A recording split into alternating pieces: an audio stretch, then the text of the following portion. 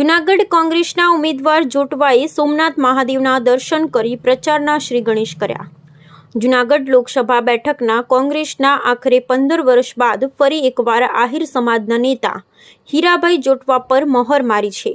આજથી 15 વર્ષ પહેલા સ્વ જસુભાઈ બારડને કોંગ્રેસના ઉમેદવાર તરીકે ઉતાર્યા હતા। આજે ફરી એકવાર ભાજપના કોળી ઉમેદવાર સામે કોંગ્રેસના હીરાભાઈ જોટવા અને વર્તમાન સાંસદ રાજેશ ચુડાસમા સામે ટક્કર થવાની છે।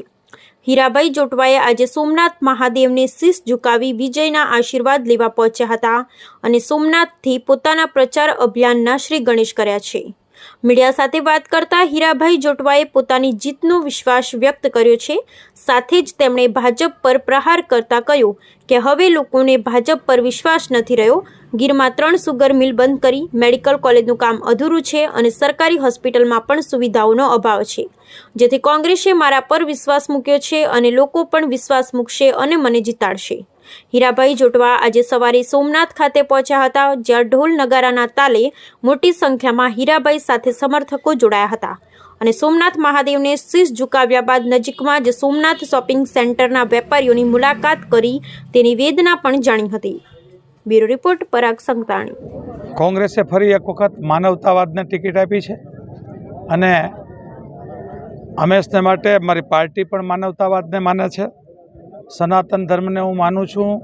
એમને ગીતાના સંદેશ છે કે દરેક માણસમાં અને જીવસૃષ્ટિમાં પણ હું છું, તો એ માનવતાવાદને એક ટિકિટ આપી છે એટલે કોંગ્રેસ પાર્ટીનો અને પ્રજાનો હું આભારી છું અને પ્રજા મને ચોક્કસ આશીર્વાદ આપશે એની મને ખાતરી છે।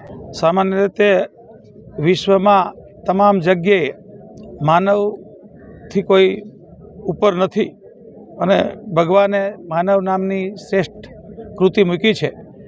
એમાં કોઈ નાત જાતનો આ સીટ ઉપર સવાલ નથી।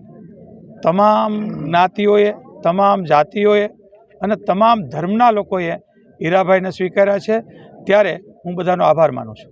ભાજપ તો એમ કહેતી હતી કે અમે 15 લાખ રૂપિયા આપશું, ભાજપ એમ કહેતી હતી કે ખેડૂતોને અમે બમણું કરી દેવું, પણ જોઈએ તો અહીંયા 3 શુગર ફેક્ટરી ખેડૂતોની છે બંધ કરી દીધી।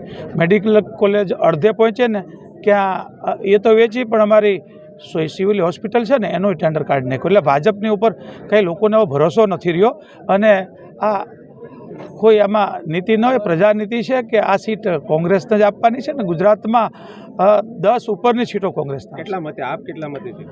સામાન્ય રીતે આ નક્કી પ્રજા કરતી હોય છે અને જ્યારે અહંકારથી વાત કરીએ એવો હું અહંકારી માણસ નથી, પણ પ્રજાનો આશીર્વાદ છે એટલે હું સારા બહુમતીથી જીતીશ એનો મને વિશ્વાસ છે।